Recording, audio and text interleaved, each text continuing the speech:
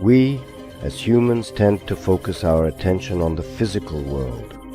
This illusion of perception frequently leads us to overlook the reality that the invisible realm is actually much more essential for our existence.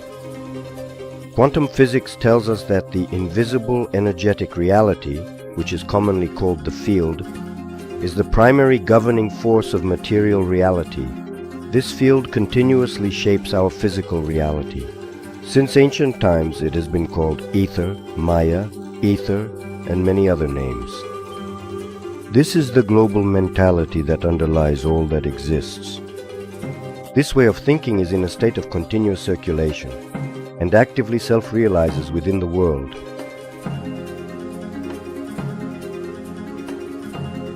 To move beyond and leave behind the differences and inherent confusion of concepts and terms, let us begin to approach this field with a fresh and unifying new name, Cogitality. It comes from the Latin cogito, which means I think.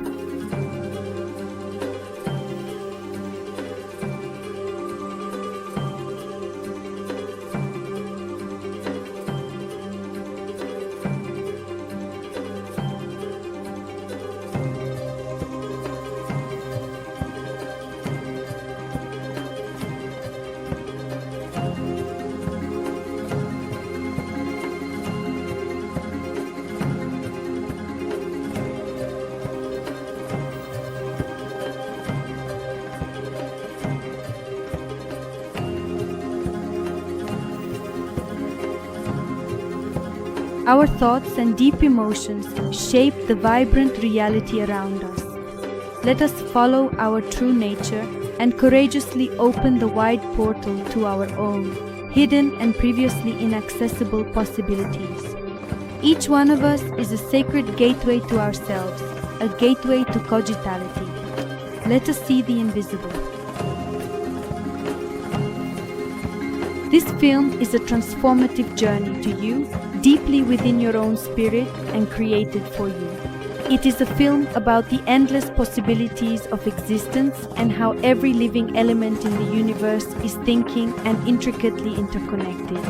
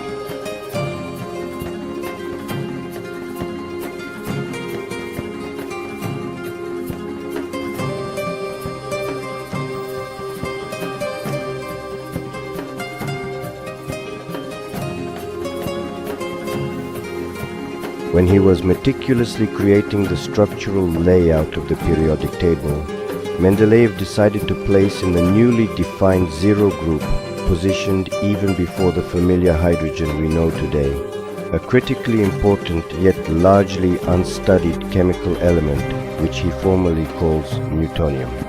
This mysterious substance is the ether, which the renowned scientist firmly believes serves as the essential connecting link between the realms of chemistry and physics, acting as a fundamental building block of the entire universe.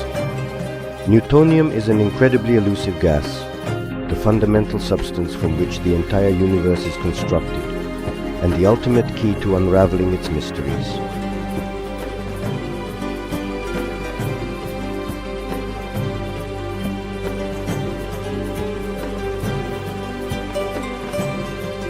After the death of Mendeleev, Newtonium was officially struck from the periodic table, and it gradually evolved into the structure we know today.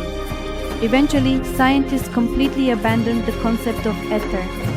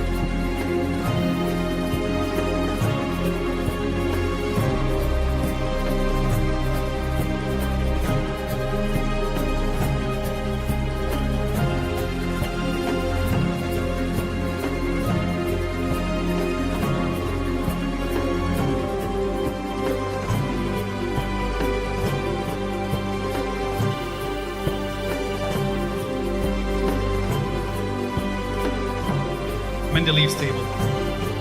In the form in which it is presented to us now, it is an outright forgery. Mendeleev created a different table, conceptually different. It contained the same chemical elements in the same sequence and in the same rows and groups, but the conceptual difference between Mendeleev's true table and the modern one is that it included ether. This is what the true table looks like. The table did not start with hydrogen, but with ether. Here it is highlighted in a sun-like color.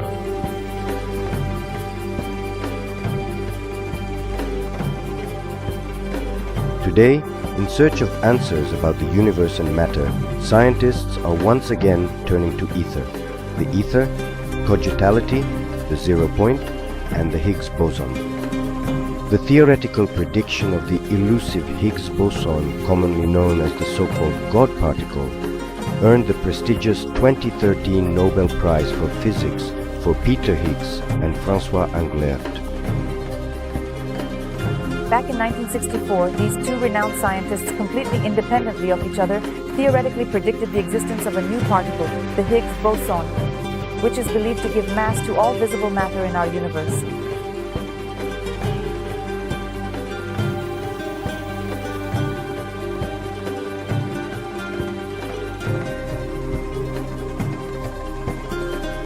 The Higgs boson emerges from an invisible field that permeates the vacuum of space. Even if the universe seems empty, that underlying field is still very much there.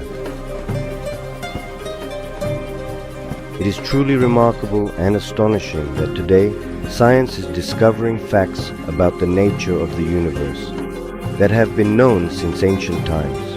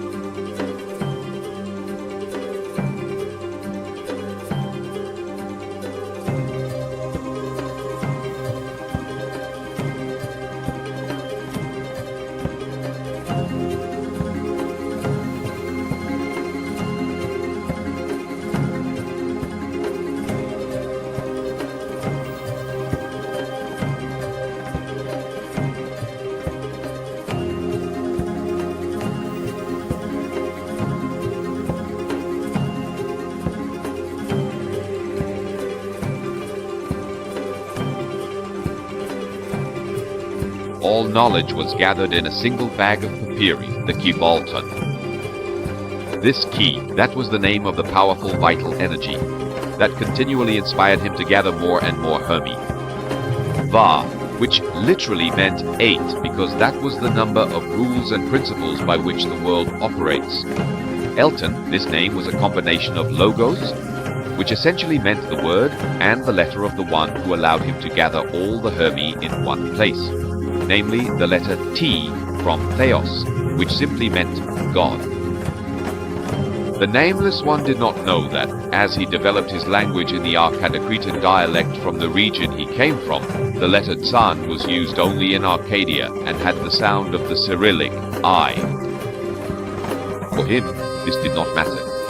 The most important thing was to give people the vast wealth of knowledge gathered from all the Herms, all the wisdom in one place, so that they could readily put it to good use. But people began to speak of the Kybalion of Hermes as a compendium of wisdom. Then the Nameless One came to the realization that he actually had a name, and it was the ancient scribe of the Herms, or Hermes, which was understood to mean sage. Knowledge, he wrote, is locked in a house with 7 rooms, each secured with 7 keys. They are scattered throughout the different rooms, and you must find them in order to reach every single item.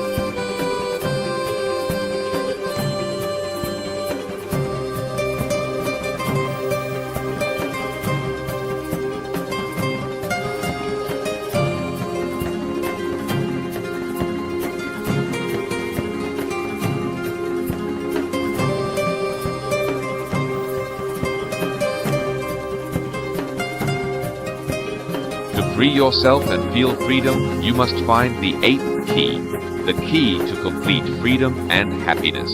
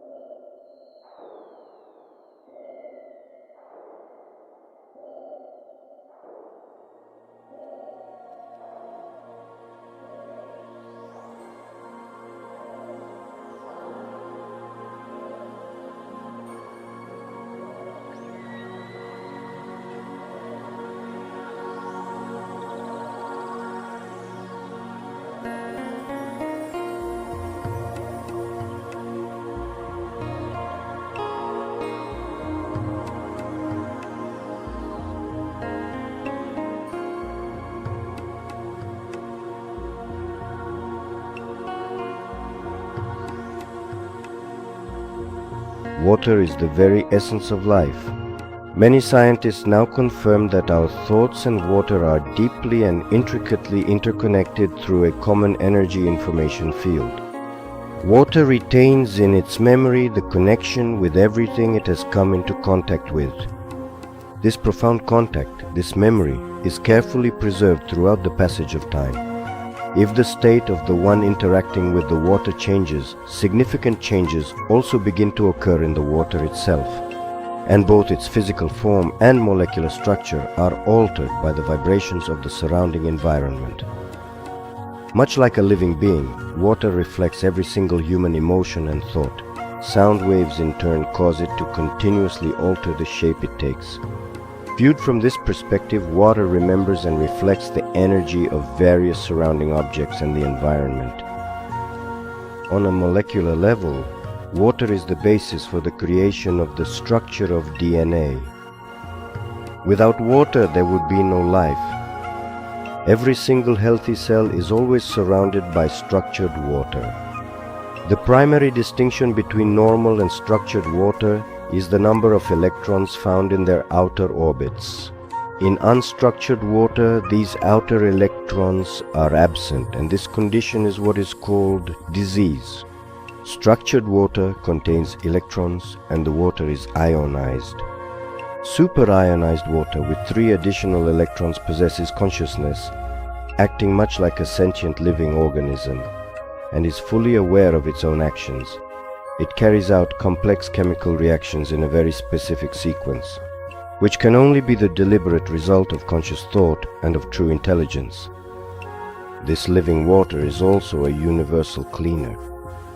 An experiment was conducted with 2 containers of heavily polluted water into which motor oil was also poured.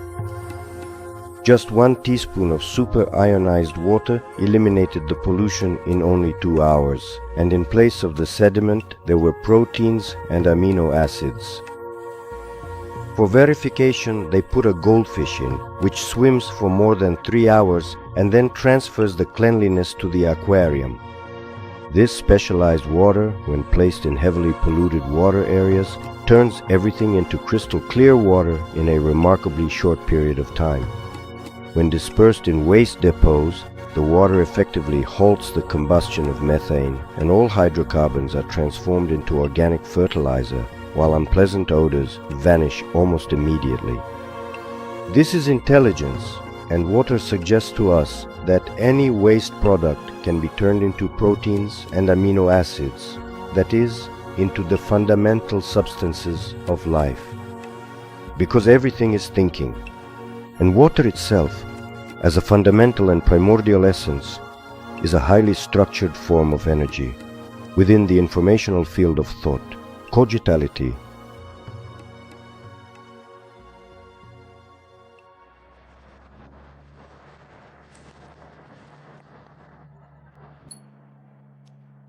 So this plant is already connected to the devices, and it would be possible for her to create her own music before she was singing.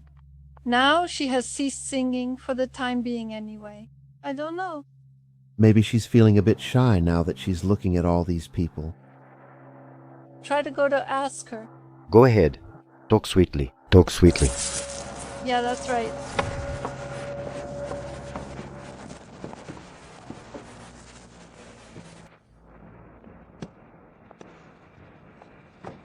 I'm gonna wait for requests. There is an electrode here directly connected to the leaves. I carefully adjust the specific position of the electrode, and another electrode is placed in direct contact with the roots. So the sound here that can be naturally produced by the plant is by creating a significant difference in electrical potential. And now she is slowly going into the next part of the process, yeah.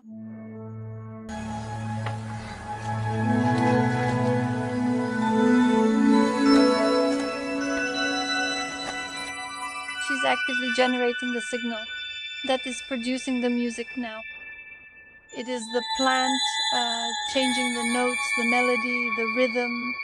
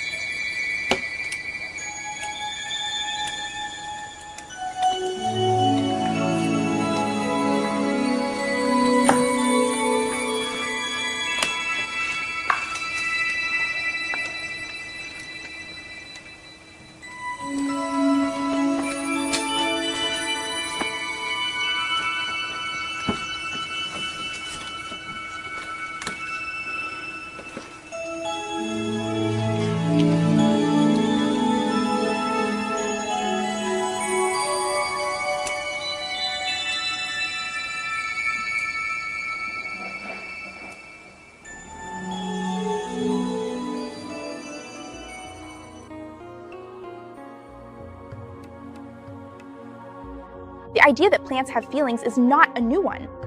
Back in the 1900s, Indian scientist Sir Jagadish Chandra Bose found that plants grew more quickly when pleasant music was played and more slowly when it was surrounded by loud and harsh noises. This in turn inspired Cleve Baxter to do his own research. Baxter was an interrogation specialist for the CIA in the 1960s and decided to put polygraphs or lie detectors to other uses. One day, Baxter decided to measure how fast water rises from a plant's roots to its leaves, so he attached the lie detector to the plant. Lie detectors measure electrical resistance, and this changes when a plant is watered. Well, he got a little more than he asked for because the pattern that the detector traced turned out to be similar to the pattern you get when a person is emotionally stimulated, like excited. Of course, at this point he's really inspired, and he devised a plan to see how the plant will react to a threatening situation, such as getting its leaves burnt off. So as soon as he thought of lighting the match, the needle started making rapid movements, similar to the pattern produced by an agitated human subject. So basically, the plant read his mind or sensed his intentions.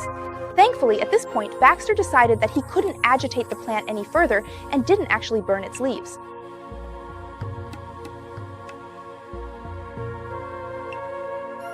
To help block out any accidental electrical interference that could affect the polygraph, like a cell phone going off or a plane flying overhead, they're going to conduct the test inside a shipping container. I'll take it into the container, which we know acts as a really good shield from radio frequency interference. The camera crew, everybody else will be outside. So all that camera equipment's going to be out there recording us remotely. Grant and Tori clear their minds Let's go to our happy place. and become one with nature. There is definitely a little bit of deflection right there. A little slap on the leaf caused the needle on the polygraph to move. Could it mean the plant is feeling fear and pain? Plant's kind of twitching. Because he knows what's coming? To up the ouch factor, Tori pulls out the big guns. Whoa, look at that massive spike right there. The needle moved way more when the strength of the attack was increased. Every single time we sprayed the plant with the fire extinguisher, the needle stayed completely pinned. The boys are baffled but move on to test if plants can read minds. This time, Tori's not going to touch the plant at all. He's just going to imagine hurting it. Think about a very specific detail regarding this plant, and I want you to truly and deeply intend to carry it out. Like I am going to do this. I'm going to kick your butt. Ready? Uh-huh. Had a good baseline. I gave it a mental picture, picturing it burning on fire. The needle suddenly jumps. Are you serious? Stop. No way. Tori had a brief thought, and the nearby plant reacted. Wait a second. What on earth was that thing that I just saw? I don't know. Okay, you are not touching the plant. Is that correct? No, I'm not touching anything. All I am doing is I am staring it down and visualizing it in flames.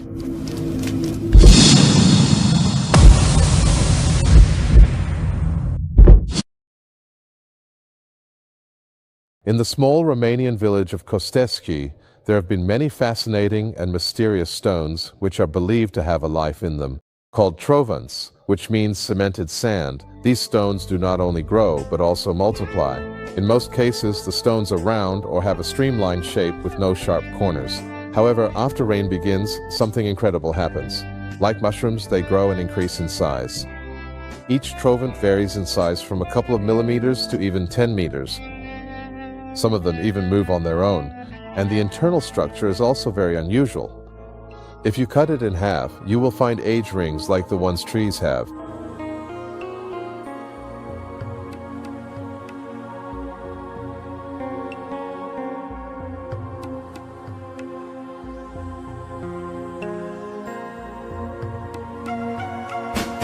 It was also in the shape of an elephant. Maybe it was even a dinosaur.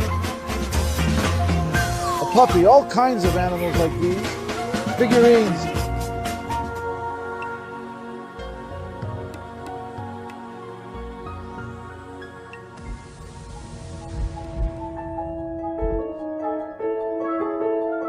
The sailing stones of Death Valley have been a mystery to scientists for almost a century. The stones lie within a dried-up lake bed in Death Valley, California, and leave streaks in the sand where they seem to have moved all by themselves. The trails, some as long as 600 feet, reveal the path the stones have traveled over time.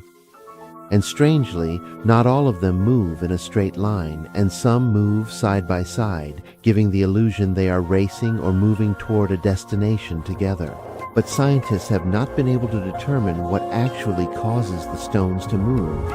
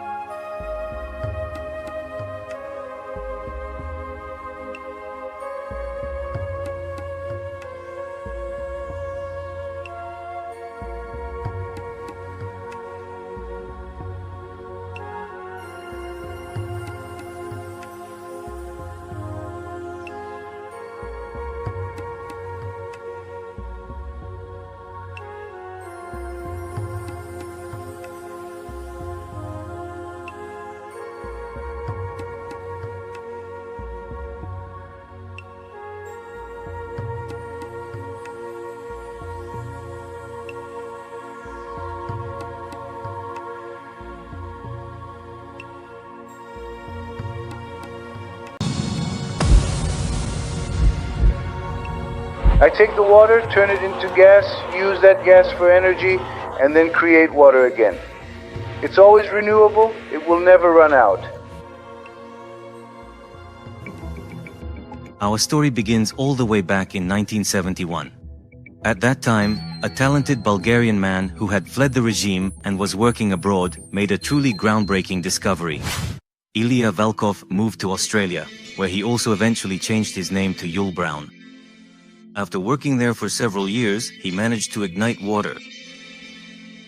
The invention bears his name and is also known as Brown's gas. The hydrogen oxygen is explosive, I said, no, implosive. What implosive? From liquid and smoke. And this implosion is extremely good for future application. The gas produced during the process exhibits selectivity toward individual elements. A torch operating with such gas can solder materials that are generally incompatible for soldering. The temperature generated by the transformed water is different for each individual element. The flame can melt and even vaporize a tungsten rod, whose melting point is 3,410 degrees Celsius. We can even melt metal as well. It's as if we're working with a laser. The main difference is that this effect diminishes very quickly with distance and is safe if you point it somewhere you shouldn't. The invisible flame. It's cold and invisible, yet it can sublimate tungsten. Scientifically, it's still unexplained how this happens. Sublimate means it turns it from a solid directly into a gas without passing through a liquid state. Tungsten? Yes, it just vaporizes it directly. Brown's gas is also frequently called an intelligent gas, mainly because it really shows a remarkably high degree of selectivity. If it moves slowly across the bare skin of your hand, it won't burn you. You will just feel a very slight and gentle warmth. The temperature of the Brown's gas flame selectively changes in direct response to the unique properties of the individual material it heats. It melts metals that are otherwise difficult to melt. It instantly cuts through sheet metal. Ilya Valkov's discovery is unique and almost universal. It can be used in all areas of industry and everyday life. It has been demonstrated that it works as a welding torch. It has been demonstrated that it works for cars, so it's only logical that it could also be used in everyday life. In addition to the generation of this new energy, which is environmentally friendly and nearly free, Brown's gas can also be utilized within the field of medicine, including for the treatment of cancer. Deep wounds treated with Brown's gas heal in just 3 to 4 days. Such experiments have been conducted in America. But what exactly is this unique process that borders on science fiction? The daughter of the brilliant Bulgarian scientist, who unfortunately did not receive recognition in our country, shared that her father, Ilya Valkov, used a method developed by Nikola Tesla to achieve the transformation of water into an oxyhydrogen mixture. This is the impulse current which passes through like a beam. It is a kind of etheric current. It passes through dielectrics, through space. I have dedicated my entire life, 30 years, into developing and refining this process to the creation of something that doesn't come from conventional physics and science. All of this idea comes from the sacred Bible. Specifically in the Bible, I found that God first created water and poured all his mighty energy into the water and said, "I will be everywhere." I try to capture and utilize the energy that God has bestowed upon humanity because it is non-polluting. It is very powerful, truly the highest power in the world, hydrogen. And it took me a very long time, involving a great deal of suffering and sacrifice. Thanks to God, I succeeded. I have finally done it. And I want to do all this for every person in the world, to give them clean, non-polluting energy. To give them, yes, affordable and cheap energy. And also, I focused on 4 specific points that I believe are vital for all future generations. Those key areas are clean air, clean water, non-polluting, cheap and renewable energy sources, and sustainable food supplies. I take the water, make gas from it, use the gas for energy, and then create water again. So it's always renewable, it will never run out.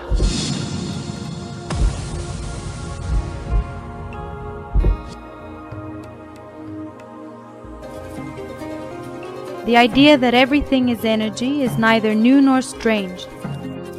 More and more scientists are reaching this conclusion. There is even a theorem that proves the connection between Descartes' philosophy, the words of Jesus, the principles of Hermes, and quantum physics. John Bell's theorem. Bell's theorem is extraordinarily complex and profound, but in simple terms, it means that truly isolated systems simply do not exist in our universe. If a whole is eventually divided into distinct parts, they continue to function as a single unified system, no matter how far apart they may be in physical space. This implies that everything is in a state of instantaneous connection with any other element of the remaining whole. Numerous scientific experiments have proven that Bell's theorem is true, but this appears to fundamentally contradict the special theory of relativity. Furthermore, it has been scientifically proven and explicitly states the fact that there is no speed greater than the speed of light. Therefore, the ultimate solution to Bell's theorem is that the unified system is either consciousness or information. Pure information, in the mathematical sense, does not require energy, and this is exactly what physicist Jack Sarfati proves. Everything is in instant connection, since the system is informational.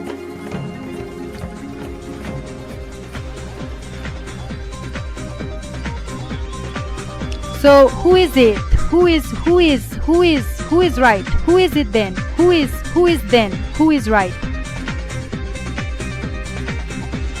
René Descartes, with the idea that thinking is at the foundation of things. Hermes, with the idea that the all is mind.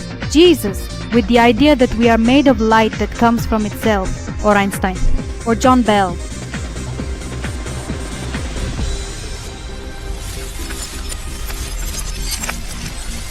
The fundamental theory of cogitality states everyone is right, everyone is right, everyone is right, everyone is right, and everyone is right from their own perspective in this world.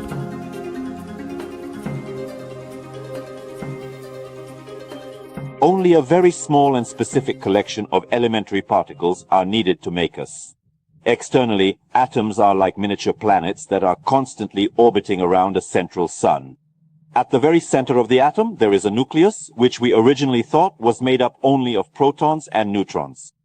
That is true, but if we examine these particles even more closely, it turns out they are actually made of fundamental building blocks known as quarks. There are two types of quarks, up and down, and that is all. Up and down quarks, bound together in a variety of complex ways, form the atomic nucleus, and together with the electron, we get an atom. We add the neutrino, which is produced during radioactive decay, and we have the fundamental particles that make up the entire physical world that surrounds us. We also have photons of light, which we are seeing right now. And that essentially covers all the basics. Most of the atoms in our bodies are made of a nucleus and electrons. These nuclei are made of protons and neutrons, and those protons and neutrons are made of quarks. You might ask, what are quarks made of? And here we hit a dead end. For the past 40 or 50 years, we've been trying to discover what's inside quarks, and we reached the same result as with electrons. There is nothing. Quarks have no size. The radius of a quark is 0. It's a bit like Alice in Wonderland. Alice saw how the hedgehog was sitting on the tree and smiling, and then to her utter astonishment, right there before her very eyes, it slowly began to fade away into nothingness. And then, in the end, poof, it is gone. But one thing remained, that very same smile. This quark smile is a microscopic container full of energy.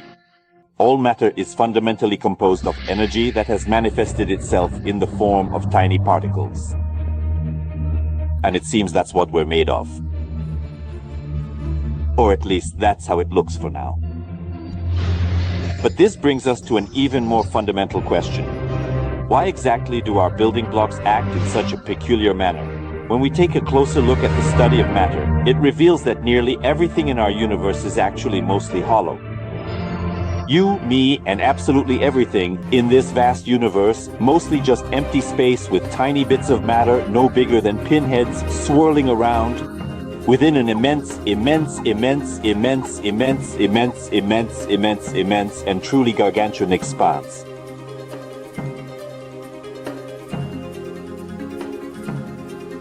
Back in 2011, Swedish researchers from the Chalmers University of Technology proved that vibrating mirrors can actually create light out of nothing.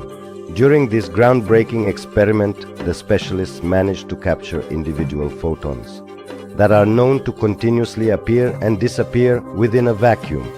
When the mirror vibrates at a high frequency, photons begin to appear in pairs from the vacuum, an effect we were finally able to measure in the form of microwave radiation, says Professor Perdelsing. Everything that exists is energy and waves vibrating at different frequencies. This energy is infinite, a flow that evolves and transforms without beginning or end. A constant cycle, you set out and disappear into the nothingness called cogitality.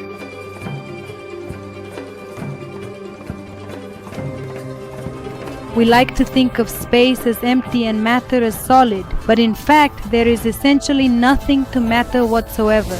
It's completely insubstantial.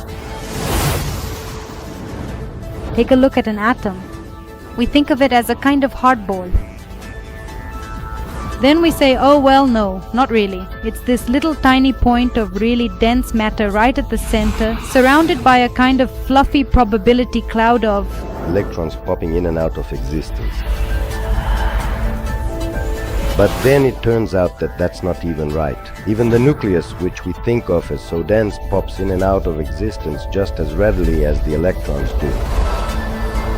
The most solid thing you can say about all this insubstantial matter is that it's more like a thought. It's like a concentrated bit of information. The fundamental essence of what constitutes things are not more things, but what makes up things are ideas, concepts, and information.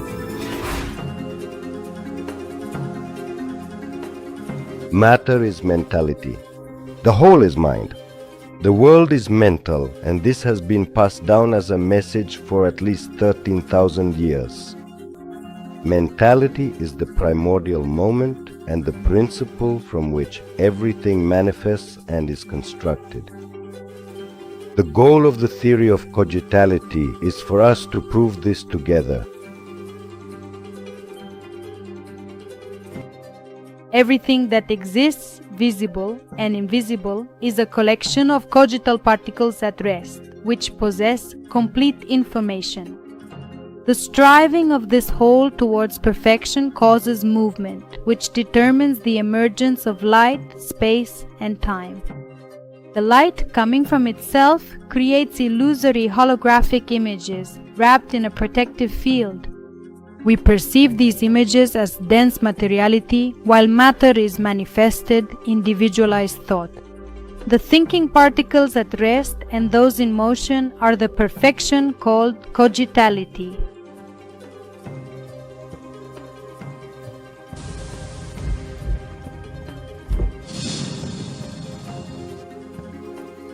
More and more often, scientists are reaching the profound conclusion that the world is a hologram manifested by light.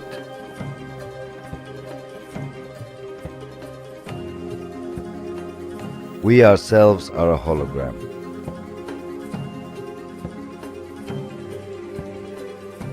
As it turns out, matter is simply an illusion.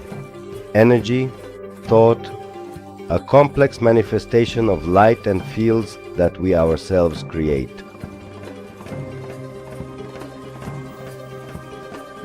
Physical objects are not just things, but what actually constitutes them are complex ideas, concepts, and information. Everything shines, says academician Piotr Garyev. The little fish shimmer and glow, the frogs shine, and even tiny bacteria and the vast sea also radiate a soft luminescence. With the specialized help of Kirlian photography, we are now able to clearly observe that even mountain crystals, silver crosses, and so-called inanimate objects shine with their own light. If we could tune our natural senses to these hidden fields, to this vibrant light, we would perceive the entire world around us in an extraordinary and transformative way.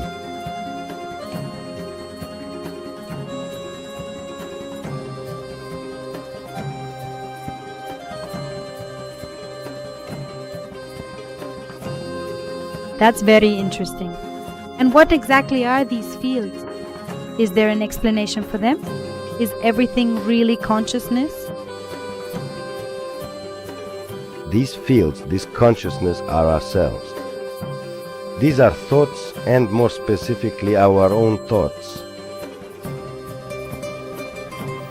Already back in the last century, quantum scientists proved that waves turn into particles only and exclusively when we actively observe them, or when we observe them, or even just think about them.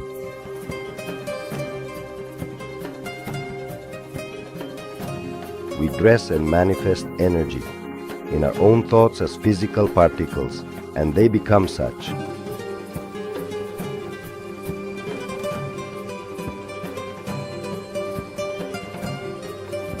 Then ordinary billiard balls would essentially have to be waves that construct a hologram.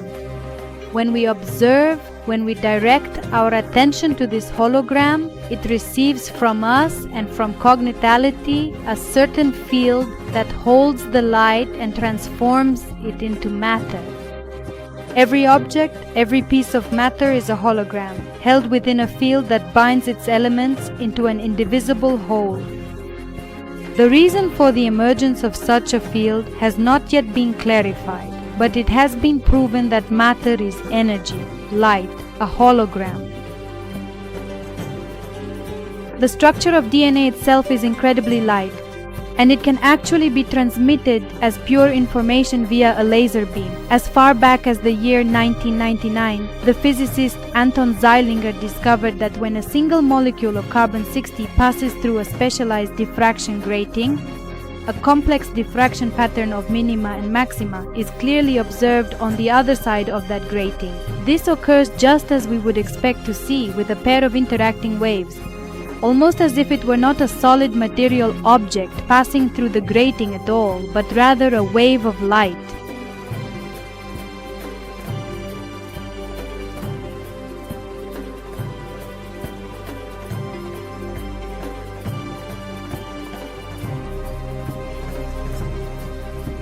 Shortly after passing through, this double helix turns back into a carbon molecule.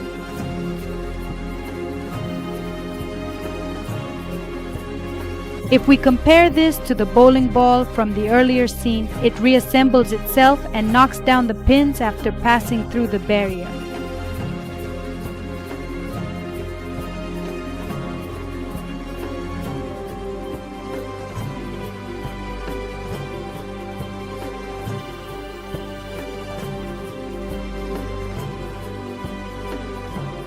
This suggests that the atoms in a molecule or a bowling ball are held together in a certain space by a field that determines and defines its shape. Between the atoms, molecules, or even the cells of a common form, there is an invisible, specific connection. The theory of cogitality proves the cause and origin of this connection. It also clearly demonstrates the reason for the manifestation of light and fields. This is the movement of thought. Does that sound a bit strange or paradoxical? Well, that is precisely the reason why we will start today with a famous paradox which is derived from the theory of relativity, the twin paradox. This is a fundamental thought experiment with a central thesis which states that the faster we move through space, the slower time actually passes for us. When it comes to these high speeds of movement, the resulting difference in time becomes very significant and noticeable.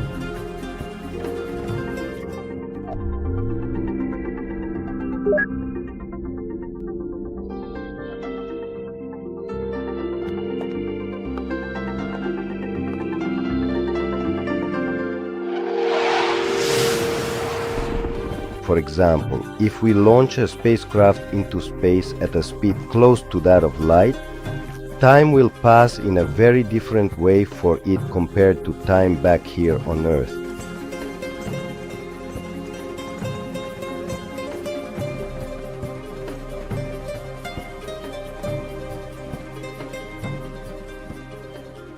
The faster we move, the slower time passes.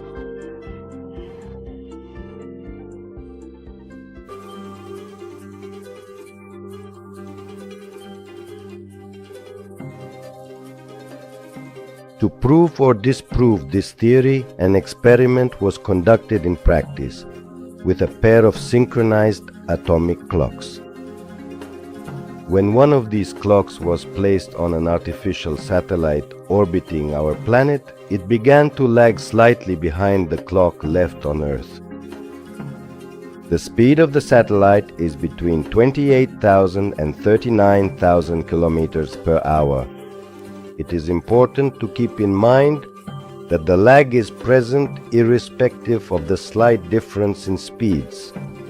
The ultimate conclusion to be drawn here is that if we travel at very high speeds, time passes more slowly, and on the other hand, the slower we move, the more rapidly time will seem to pass. So let's take a moment to consider what will happen to the flow of time if we move at a very slow pace. Time will pass by even faster. And what if we were to move even more slowly? Well, it's quite obvious. Time will surely pass even faster now. And if we are in a state of absolute stillness, time will pass so rapidly that we will eventually communicate with the very ends of time itself. Then, in a vast vacuum, if there is a cogitative thinking particle that exists in complete stillness, exactly how much information would it have, even for a single fleeting moment? An infinitely large amount. Exactly. But back in 2010, a team of Japanese scientists demonstrated that energy and information can actually be transformed into one another. The researchers even measured the exact conversion coefficient. A single bit of information was transformed into 3 times 10 to the power of minus 21 joules of energy. Then it follows that an infinite amount of information would also mean a truly infinite amount of energy. So how much energy would a single point or even a single particle at complete rest actually have? Would it be infinitely large or infinitely small? An infinite amount of information also means infinite energy as well. And what would be the dimensions of such particles? Since the particle contains all the energy, it would also contain all the gravity, and gravity attracts and absorbs everything. Then, such immense gravitational force would inevitably crush the cogital particle and all of its information.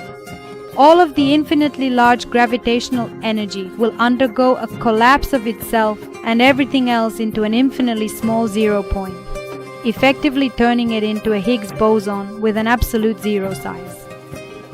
Then let there also exist another similar particle in a state of absolute rest. How much information would it possess? Again, the same amount.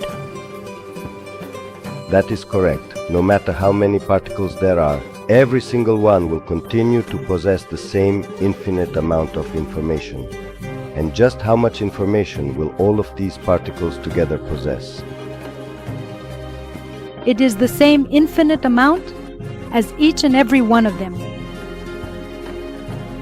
So it turns out that the part contains the whole, and the whole is contained in the part. An infinite number of particles can be considered as one, and vice versa. Just a single one of these components contains as much information as all the others combined. They function as a singular and unified system. So, considering this, how long would it actually take for a piece of information to be transmitted from one point to any other distant point within such a complex system? Time flows infinitely fast, so immediately, instantaneously. That's right. In fact, Bell's theorem, which we have already discussed, proves the same thing. I have just one more question for you. How massive is this entire unified system, and what is the total amount of energy it holds at that same time? An infinite number of particles with zero size still add up to zero, but they nonetheless possess infinite energy. Naturally, this leads to a fundamental question. Does space exist? Since everything is zero, there is no space. It is simply zero. Cogitality, whether existing in a singular or an infinite state, is a complex system in which space and time do not exist. As a matter of fact, time flows at an infinite speed, and every single point receives all information instantaneously. Compressed by the force of infinite gravity, they have absolutely no physical size and possess an infinite amount of energy and information. In other words, they know everything. And here arises a question that at first glance seems paradoxical. If this system truly knows everything, is there something it still does not know? And if there is, what is it? Well, if the particles know everything, they would be unable to understand the experience of what it means to not know. Excellent. Exactly. When you know everything, it's impossible to experience states in which you don't know. There's no way to live through them, to feel and understand them. It turns out that when you know everything, you don't know what it is not to know. Here, cogitality finds itself facing a paradox.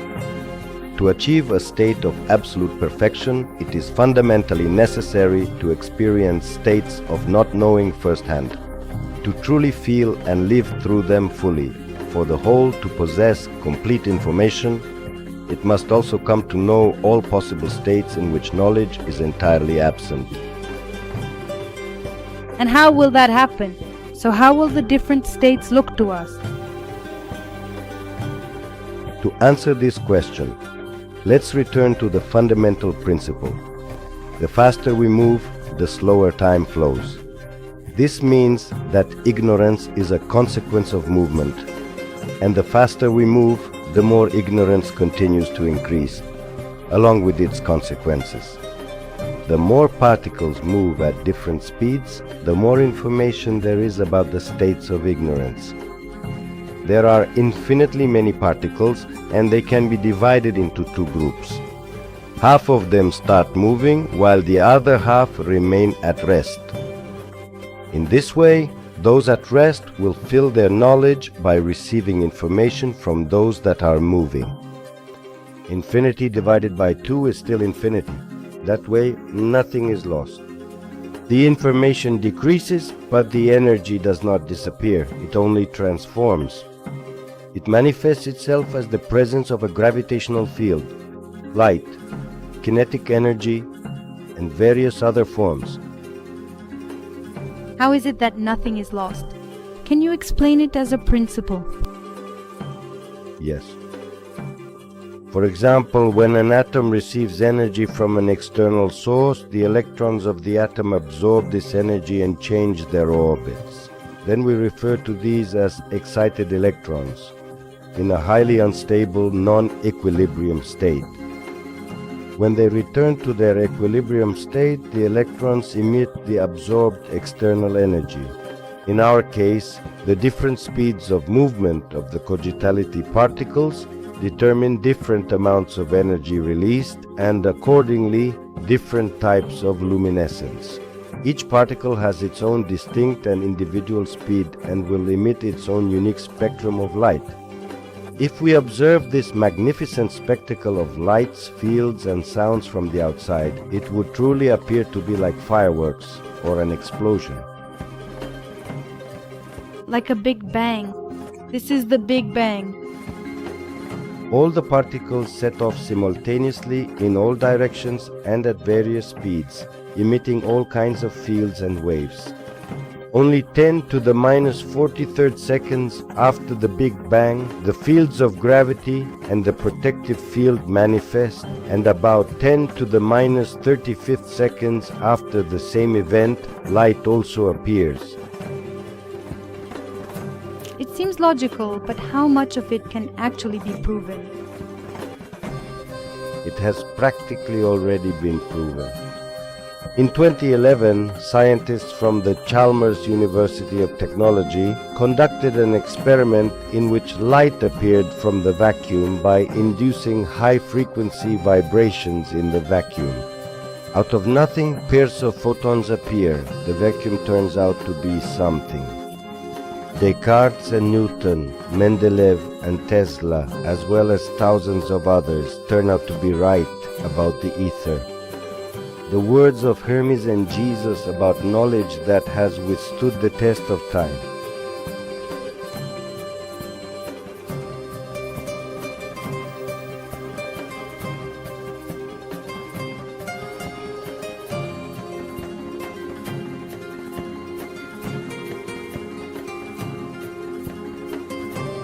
This pure light, emerging from within itself, leaves the empty void and finally manifests as a real pair of photons. The propagation is spiral along a given direction, a double helical movement with individual parameters, because each particle has a unique speed. We are talking about strictly individual information manifested as a double helix of light. This is very reminiscent of DNA.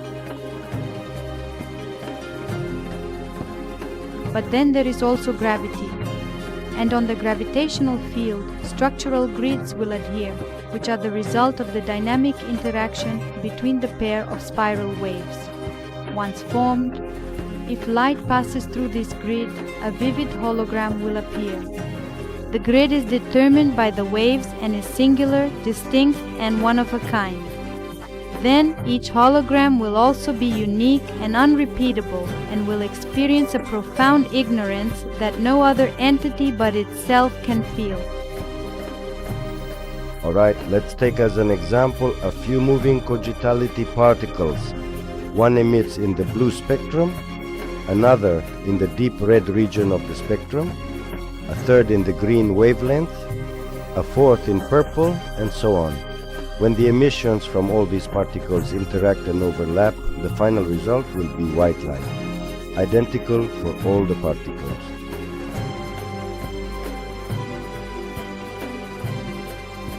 But then they will lose their individuality.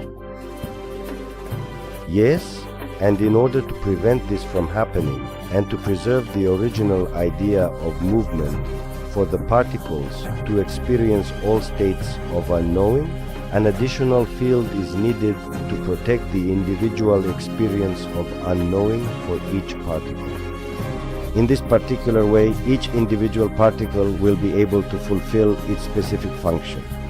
This unique additional field is the exact opposite of gravity. A mental field that is carefully contained as informational probability structures within the cogitality. This field is inherently protective and mental, and it carefully chooses which of the many attracted frequencies, waves and fields to let through, which to fully accept and which to ultimately reject.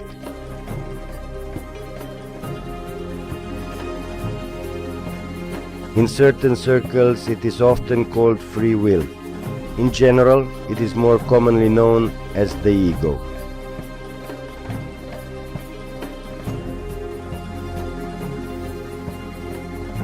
Everything is waves and frequencies generated by the individual speed of movement. These are intricate vibrations in the cogitality caused by the transformation of energy. This leads to the emergence of light and sound from nothingness, field and individuality, emotion and creation. Every single vibration is unique and completely unrepeatable. One clear example of this phenomenon is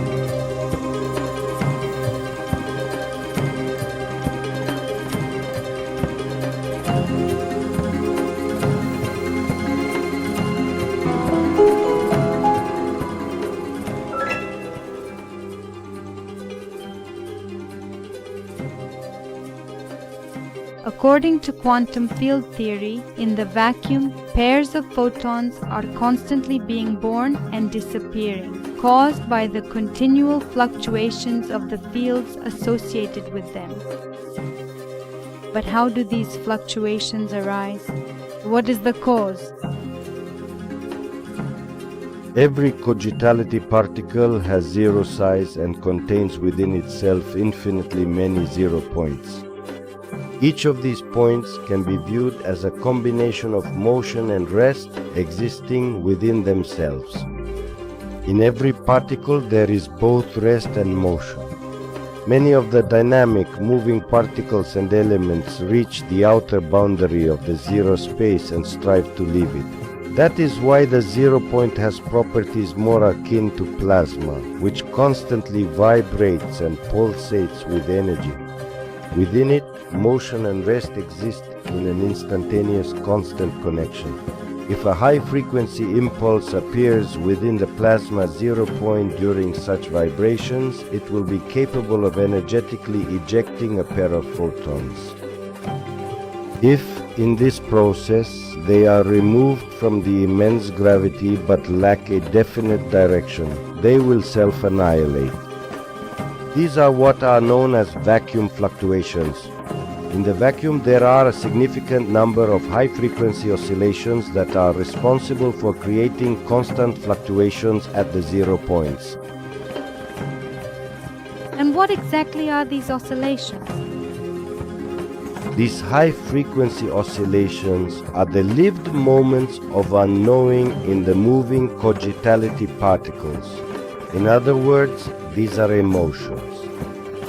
It is precisely emotions that cause vibrations in the vacuum, and when these emotional impulses have a specific direction and the necessary energy, they manage to detach, to give birth to a new material probability in the cogitality. This is individualized mental energy, which is the result of an energy thought impulse being transmitted. Intention is direction, and faith is the energy for materializing the world. So, thoughts begin to materialize in this way, and whether our thoughts will manifest or not is dependent upon the vibration we send to the zero particles. That's right, but the principle is much deeper. If two mirrored surfaces are positioned at a very small microscopic distance from each other in the vast space of this vibrating vacuum, then stable standing waves are formed between the mirrors. The pressure of these waves on the plates is zero. The more closely positioned the surfaces are, the significantly higher the number of zero waves between them.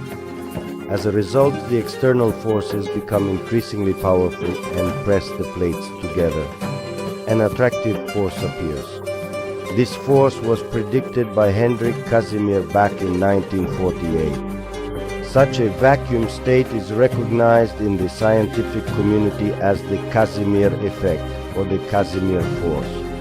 The Casimir force causes a very interesting physical phenomenon which we can observe with two concentric hollow spheres.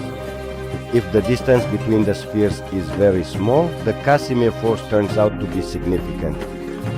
The two spheres would attract each other under certain circumstances, and under others, they would repel each other. It all depends on the frequency of the waves emitted by the inner sphere. Transferred to a completely practical level, these interactions have a profound effect on all physical matter. This is the vibration of human ignorance, which is often called emotion. These frequencies of emotions directly influence our DNA, thus effectively closing the cycle once again. Alright, but how do we apply this in practice? Why is it so important? A little more patience. It has become clear that every cogitality particle moves at an individual speed and possesses its own protective field. The reason for this is to preserve the unique characteristics that it will experience as emotion during its movement, that is, during the loss of knowledge. This emotion energy, according to the Casimir effect, either becomes trapped within the sphere of the protective field or is released as radiation. If it is persistently maintained as a low-frequency vibration, it will cause the lattices to stick together and will not allow any other energy or information to flow through the structure. This is how diseases, lack of vitality, and so on occur. But if one vibrates at frequencies that separate the spheres, the energy informational flow will pass through. Let's take a closer look at how events truly unfold in the material world as we know it. In China, in the fields of the Institute of Genetics near Beijing, they are cultivating an unusual plant, corn from whose cobs wheat ears grow, and in the pond swim geese with fins on their feet. As early as the 1950s, the Chinese scientist Tsai Kung-jen constructed equipment capable of reading, transmitting over distance, and introducing wave genetic signals from one organism into another.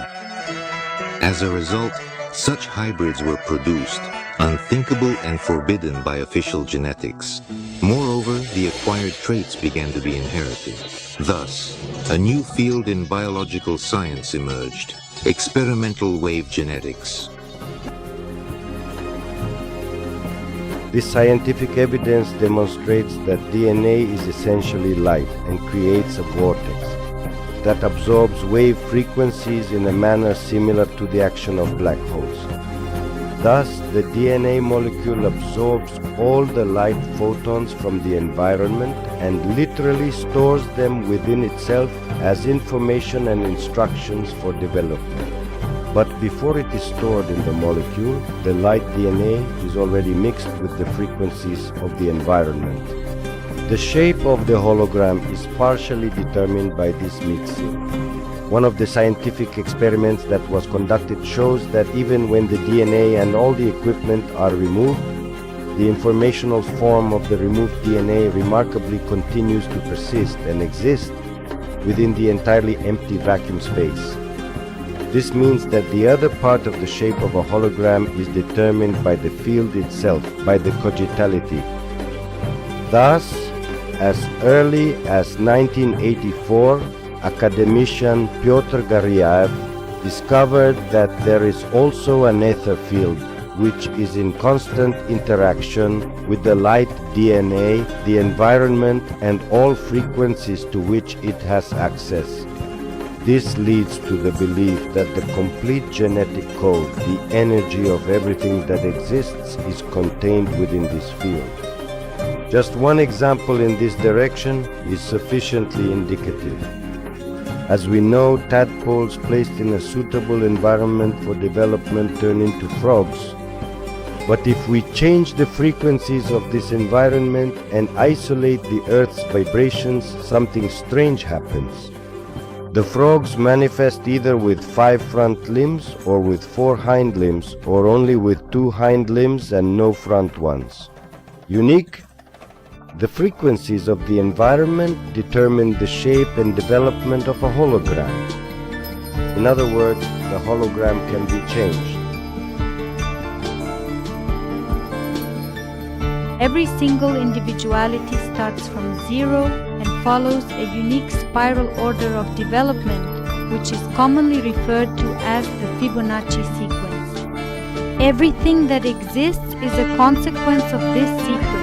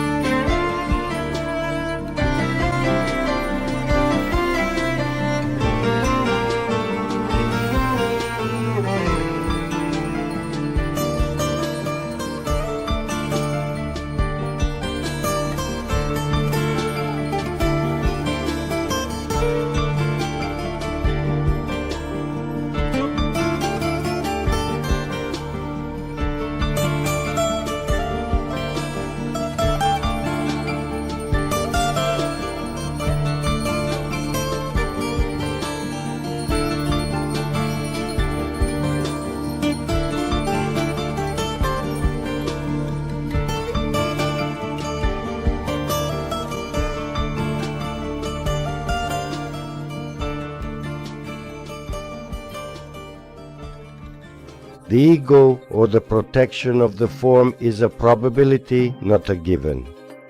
It is a restrictive individual protective field that tunes itself on the one hand towards itself and on the other towards everything else. DNA itself is a spiral pair of photons, propagating in a vast field that is pure consciousness and thought, information, whose primary function is to convert and transform pure knowledge halfway into ignorance. Thus arises duality, which at its core is one and the same. The whole is mind. The entire physical world is a product of a vast mental field possessing two distinct yet interconnected parts that constantly flow into each other. Stillness and knowledge eventually transition into dynamic movement and generate a radiant light coming directly from itself in a protective field that carefully preserves the essence of unique individuality. The more protective this field becomes, the less information from cogitality is processed, and vice versa. That is exactly why synchrony is essential, a harmonization of the two halves. On the one hand, it is necessary to safeguard individuality, and on the other, to readily accept information from outside which can be transformed. A pair of photons set off from nothingness at a certain speed, and in order to preserve their individual ignorance, a protective field is emitted. This is energy in motion. The photons themselves are a double helix that forms a diffraction grating. The light that passes through this grating creates a hologram with a specific shape. Every portion of light that passes through the grating undergoes a transformation into a chromatin form, a buckyball, which subsequently builds the DNA molecule. Thus, the mixed frequencies of the light DNA combined with those of the surrounding environment form a shape perfectly adapted to the environment itself. In this environment, the protective field of every individual manifestation and form begins to actively carry out its functions and to build additional protective grids, which also serve as the overall protective field of the entire hologram. These structures are what we call filters: heat, pain, fear, and pleasure. These filters either allow or repel a given vibration. Thus, the hologram becomes self-learning, self-adjusting to its environment. In this process, each form also experiences an emotion, triggered by ignorance. Emotion is a high-frequency impulse emitted into the cogitality. When this impulse possesses enough energy, it knocks out from the cogitality a new pair of photons, which create a new object or form. This is how we create the world in which we exist. Whatever we create, that is what we will have. When low-frequency vibrations are emitted, the Casimir effect is triggered and the grids are blocked. They close. The flow of energy stops. Then the form begins to suffer because it does not fulfill its function. The body adjusts itself as if for a real battle for immediate physical survival. Simultaneously, at that very same moment, the blood vessels constrict to protect the body from significant blood loss in case of an injury. In a state of stress, the body produces increased levels of the hormones adrenaline, noradrenaline, and cortisol. In this way, it signals that our entire body is under threat. This causes fear and leads to lack of concentration, increased blood pressure, sweating, and a suppressed digestive system, resulting in an overall imbalance of the body. It leads to an increase in blood sugar levels, causes excessive fat accumulation in the abdominal area, slows down the process of digestion, lowers immunity, creates problems in the reproductive system, and accelerates the natural aging process. If the condition persists for a long duration of time, the form is replaced, causing it to lose its previous memory. This process is more commonly referred to as reincarnation, and this perpetual cycle of energy is a continuous flow of existence. that constantly recharges itself and self-develops.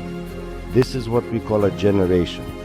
The generation inherits and adopts the frequency parameters from the parent and the environment, and steadfastly continues to carry out its assigned function, to actively transform and creatively shape the world it inhabits.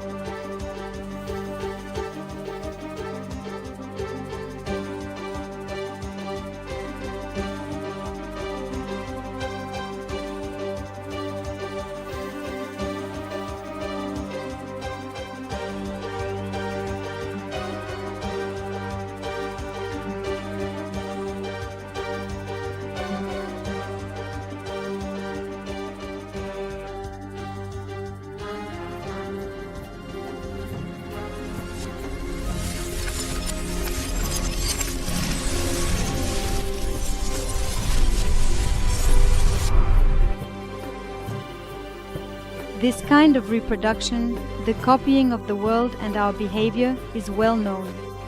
However, in order to create consciously and to be in harmony with ourselves and the environment, it is necessary to achieve synchronization of the information from the cogitality and its transformation into a protective proton field.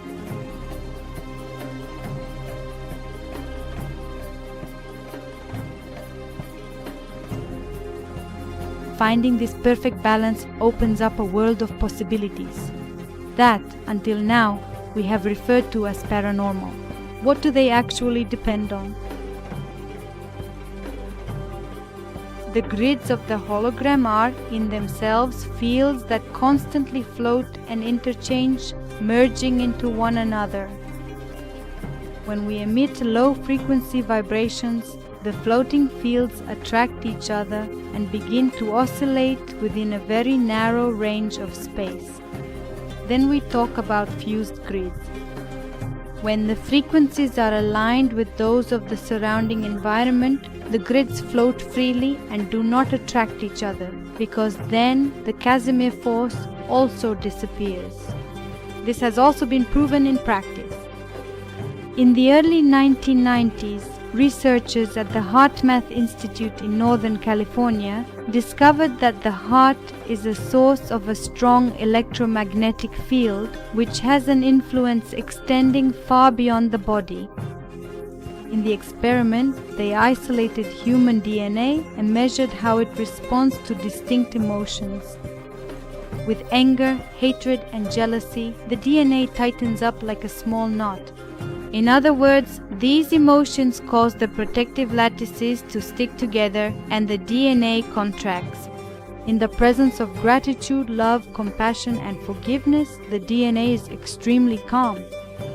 The frequencies of the human brain are perfectly synchronized with the vibrations of planet Earth. And this fundamental principle also applies to animals, plants, and every other living form that exists within this environment.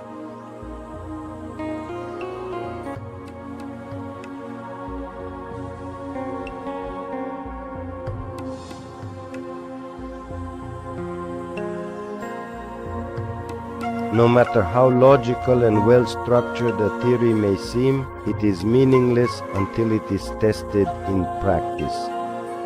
Development and change exist when we experience and gain knowledge from a particular event. If you have listened to a lecture, read a book or a text, you actually know something. You have information, but you haven't experienced or lived it. You can't feel the true thrill of the deep blue sea just by reading about it or seeing it in a vivid picture. It's impossible to fully understand how to interpret your dreams, what it's really like to enter deep regression, or to feel the sensation of levitation if you don't experience it for yourself. How then will you discover your own potential if you don't seek it? He who seeks, finds.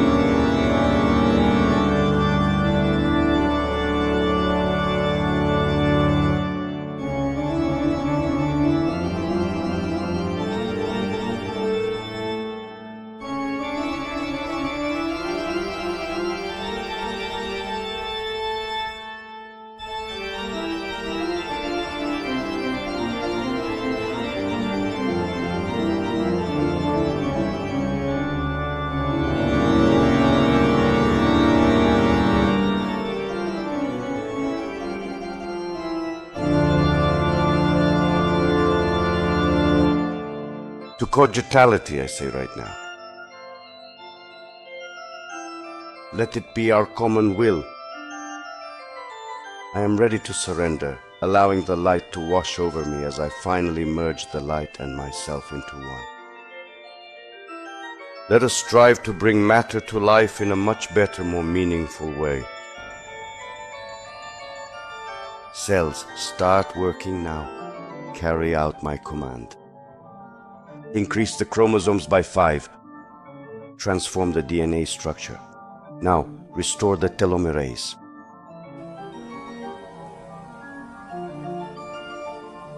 Thus, in this very hour, I have completely transformed myself from the inside out.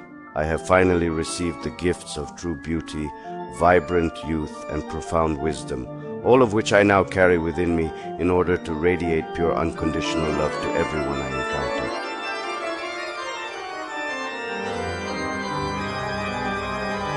I am the architect of my own being, breathing life into the very essence of DNA.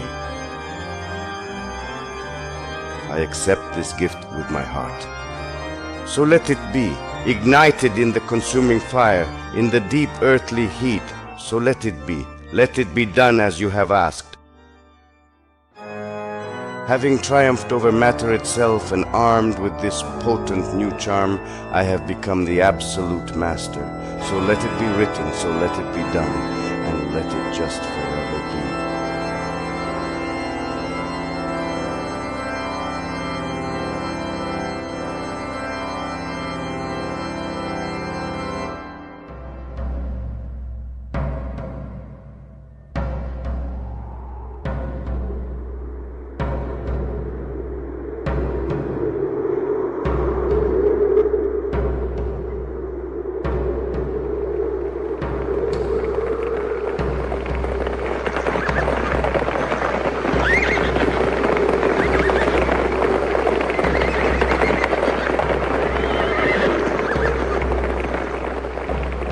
Благоденственной, мирной житие, здравие же и спасение, и во всем благое поспешение подашь, Господи, благочестивому и православному болгарскому народу, и сохрани его на многое лето.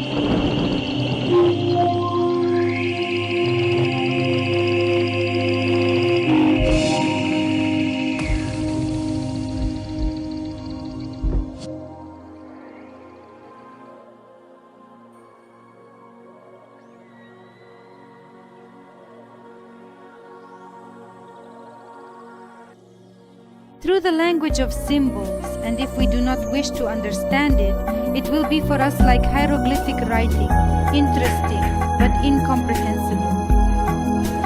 The intricate language of connections relates much more closely to the fields of cinema and fine art, primarily because visual images serve as the main means through which we receive messages.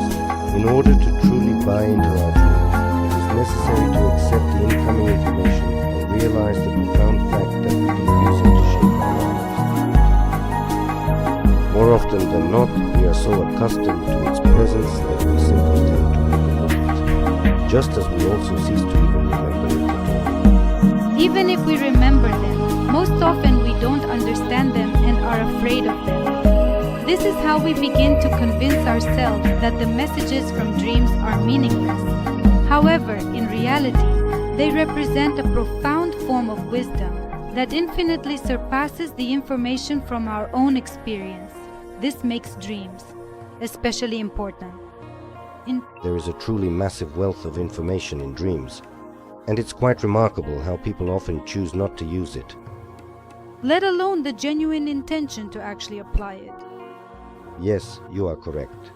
Mere idle curiosity doesn't lead to any results. The information we receive from dreams is precise, highly specific, and individual for each person and in itself. That is what makes it truly unique. But often the interpretation can be inaccurate or distorted.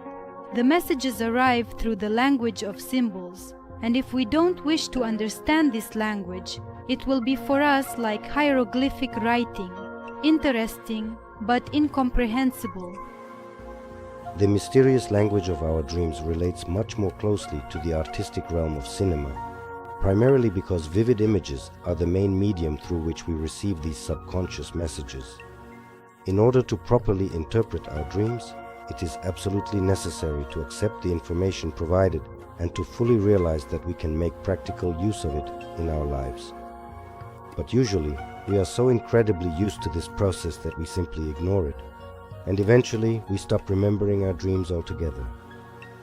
And even if we do remember them, most often we don't understand them or we are afraid of them. And so we begin to tell ourselves that the messages from our dreams are entirely without value. In reality, they are knowledge that infinitely surpasses and exceeds the information from our own experience.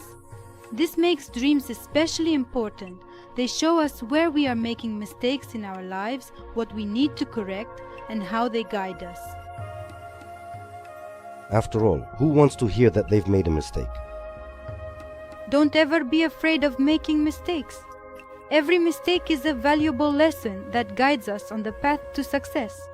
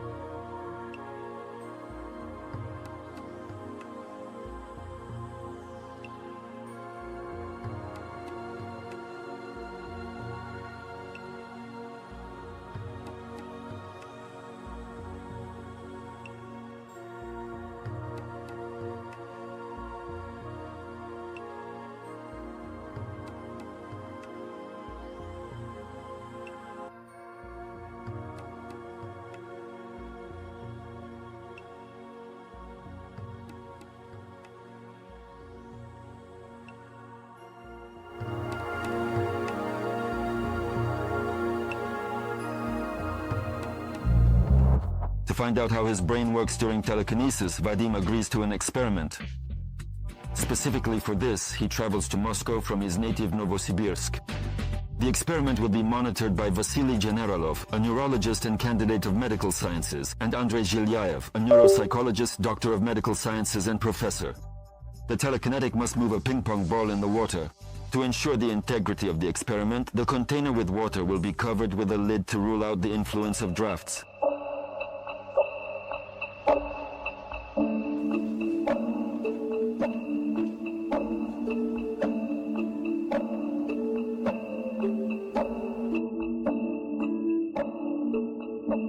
In order to successfully move the ball, you really need to clearly visualize the specific segment along which you want to move it. That is, you should deliberately shift your eyes from the ball itself to the end point, so to speak, which is the exact destination where you want it to float to. The task is getting more complicated. Vadim must use the power of his mind to spin a weather vane that is covered by a glass dome. Each telekinesis experiment requires serious concentration from Vadim, so conducting 2 sessions in a row is very difficult. But Vadim agrees.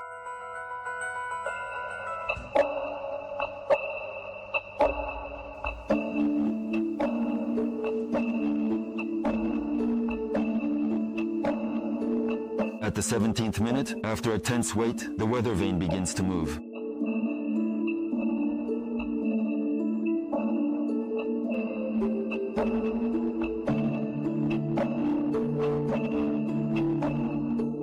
The main thing is to catch the movement. But once the movement has already happened, then it's easier to control. And as it were, confidence appears, and confidence in one's own abilities, it helps. During the telekinesis session, scientists record serious changes in Vadim's brain activity. Epiphyseal activity increased. The brain, in all its parameters, began to work more actively, more concentratedly, and intensely.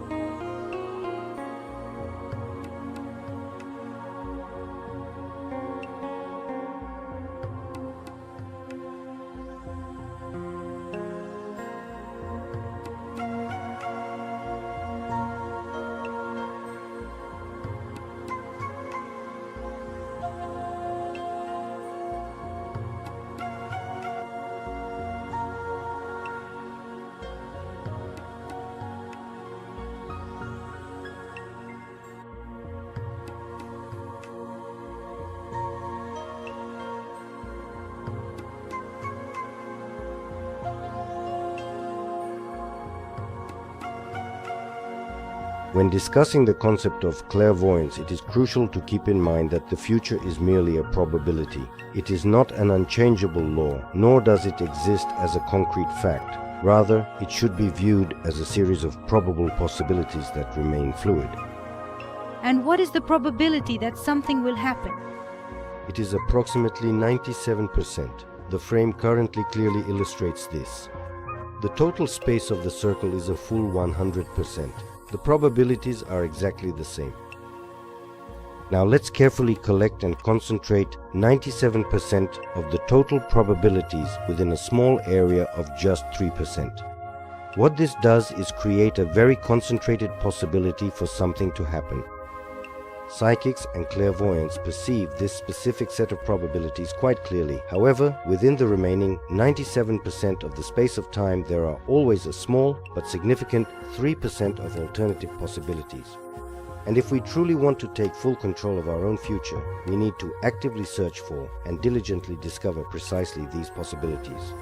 By doing that, the heavy concentration of events predicted by the clairvoyants will not occur as expected. We shape and determine our own future when we actively choose something different through the remaining 3% probability. And absolutely everything is in our hands, or more precisely, in our minds. Do you mean that if we actively explore more possibilities, we'll have a greater chance to influence the course of future events? Is that a correct assessment? That is exactly right. The more diverse options and potential possibilities we can actively discover and carefully consider, the much greater the likelihood becomes that we can successfully alter the course of future events. We truly need to be dedicated seekers who are then fully prepared and ready to put into practice everything that they have thoughtfully conceived and discovered.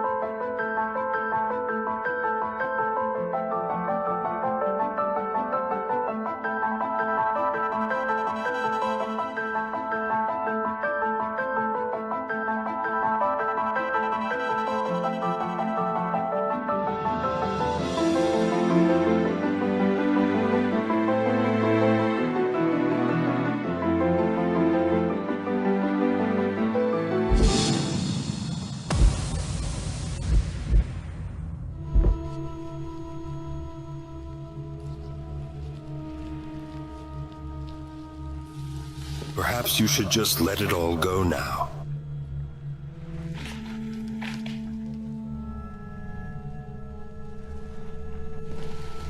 No, I really don't think that's the case.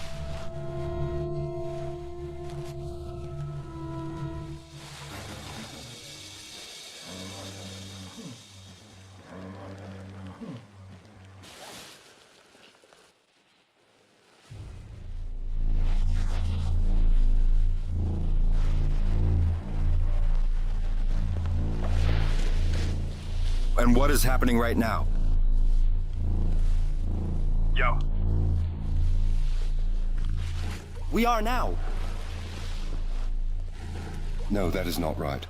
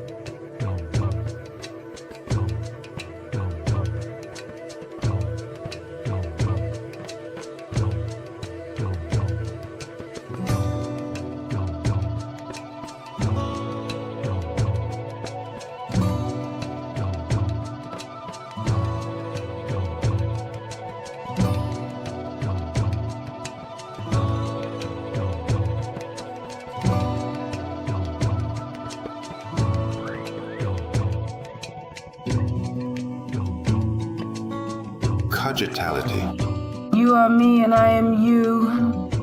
It is me, the one in whom we all are. We are one completeness now, and a part of it inside me makes us living and inspired. Beyond the all and just within me. You and me are the source itself. And by ourselves we are the beginning.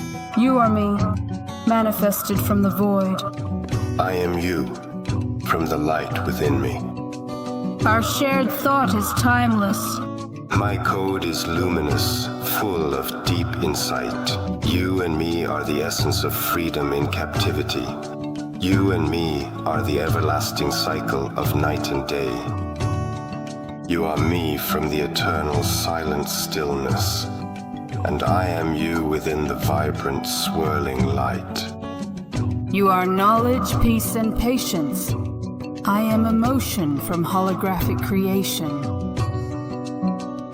You are the eternal game of chess, and I am the pawn, transforming fear into my own choice. Giving love in return for love. And receiving from you the wisdom.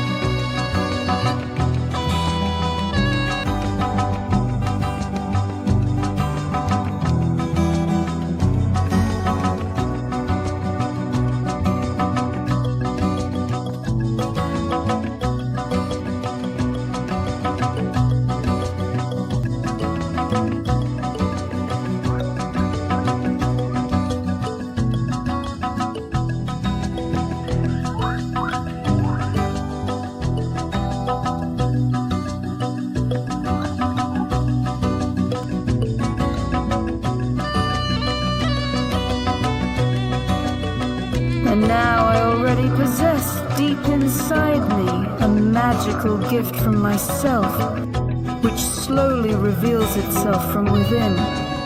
Every pawn can be a king. So it has been. So let it be then. And let it just forever be.